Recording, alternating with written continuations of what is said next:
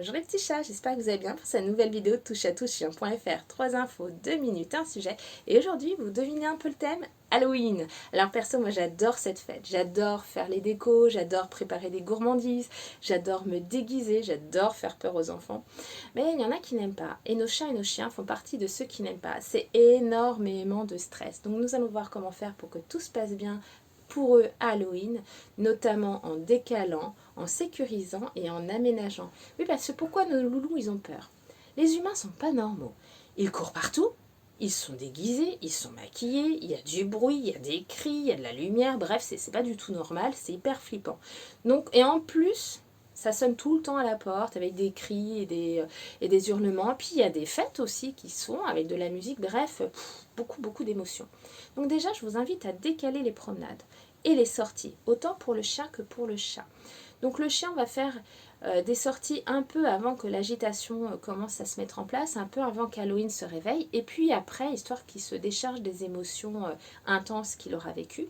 Et puis pour le chat, on évite de le faire sortir tout simplement quand Halloween se réveille. C'est-à-dire que avant, ok, après, moi je vous invite à attendre dès le lendemain, parce que déjà en plus un chat, surtout un chat noir, c'est pas forcément recommandé.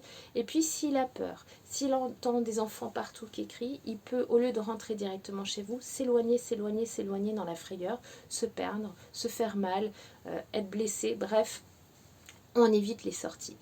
Donc, on sécurise. On sécurise en veillant à ce que les fenêtres soient bien fermées, que les portes soient bien fermées, qu'il y ait une pièce refuge, notamment si on fait une fête chez soi. Donc la pièce refuge, comme on l'a vu souvent, avec tout le nécessaire de l'animal. Pourquoi aussi pas proposer un peu de musique ou la télé pour diminuer les bruits et les cris qu'il y aurait en extérieur et même dans la maison.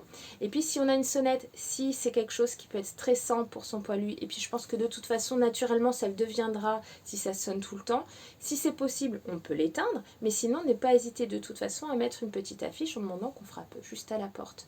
Et enfin, la troisième partie dans cette sécurité, c'est demander à tous les enfants qui viennent, à tous les amis, à tous les gens qu'on va croiser, de ne pas caresser nos chats, nos chiens, de ne pas être intrusif, de ne pas leur courir après, leur faire peur, bref, de ne pas augmenter l'intensité de ce stress.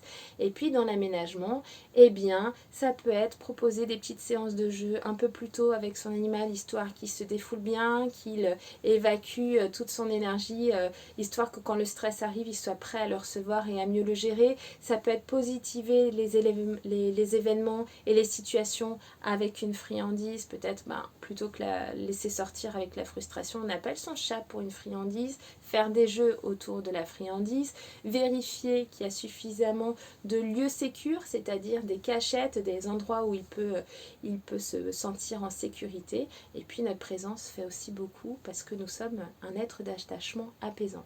Et si je devais donner un dernier petit conseil, on ne déguise pas son animal. Les déguisements, c'est pour nous. Je vous souhaite une très belle journée. J'espère que vous passerez un super Halloween si vous fêtez ça. Moi, ça sera plutôt chocolat que moment. Et puis, je vous dis à bientôt. Bye bye.